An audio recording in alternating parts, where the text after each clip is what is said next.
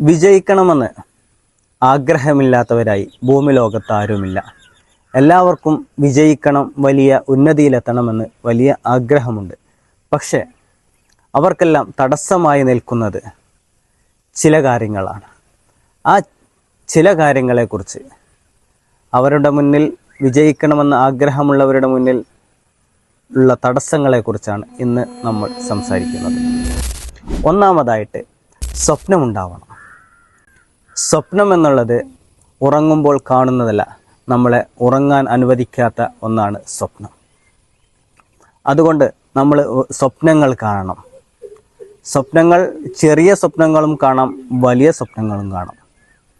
പക്ഷെ നമ്മൾ ചെയ്യുന്ന കാര്യങ്ങളിലെ വ്യത്യസ്തതകളാണ് നമ്മളെ സ്വപ്നത്തിന് ചെറുതും വലുതുമാക്കുന്നത്.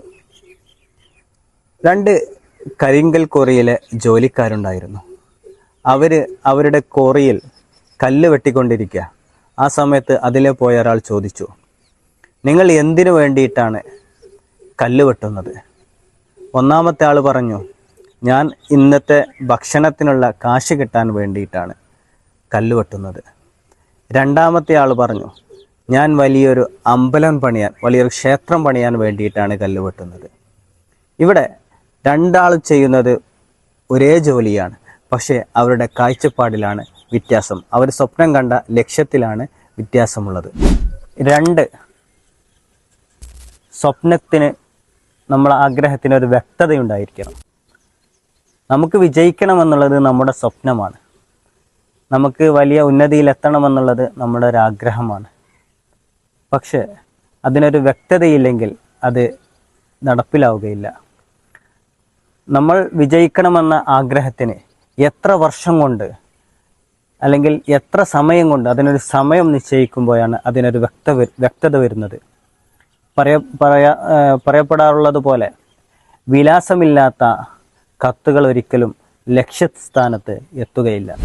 3, സ്വന്തം കഴിവിനെ കണ്ടെത്തുക എന്നുള്ളതാണ്. നമുക്കൊരുപാട് കഴിവുകളുണ്ടാവും. പടച്ചതമ്പുരാൻ ഒരുപാട് കഴിവുകൾ തന്നിട്ടുണ്ടാവും. അതിൽ സ്പെഷ്യലായിട്ടുള്ളൊരു കഴിവുണ്ടാവും. ആ കഴിവിനെ നമ്മൾ കണ്ടെത്തുക, സ്വന്തം കഴിവുകളെ കണ്ടെത്തുക എന്നുള്ളതാണ് 3ാമതായിട്ടുള്ളത്. 4, ഇല്ലാത്ത കഴിവുകളെ, നമുക്കില്ലാത്ത കഴിവുകളെ അഭ്യസിച്ച് നേടുക എന്നുള്ളതാണ്. എല്ലാവർക്കും എല്ലാ കഴിവും ജന്മസിദ്ധമായി ലഭിക്കണമെന്നില്ല.